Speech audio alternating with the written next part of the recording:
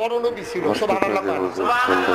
সুলাইমান নবীর কাছে একবার গেছে, জিজ্ঞাসা করে সুলাইমান তোমার তো অনেক ক্ষমতা, তুমি ইচ্ছা করলে অনেক কিছু পারো, আল্লাহ তোমার কথা শুনে তোমার লোক আল্লাহর খাতির বেলা, তো আমি একটা জিনিস চাই। কয় কি চাও? আমার মরতাম মন নয়। কয় না, তুমি আমার যে লোক বাঁচাই রাখবো। সুলাইমান নবীকে একটা কথা বলে, আমি নিজে তো মরে যাই, আপনারা রেখা যাই কখনো?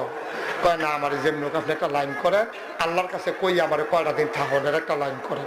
সুলাইমান নবী এখনো শব্দ আসতেছে কেন আমার কানে বুঝতেছি না। কাশ কুশ বন্ধ করেন। যারা কাশ উঠে তারা জিম খেতে জিব্বাটা কামড় দিয়ে বইয়া থাকে।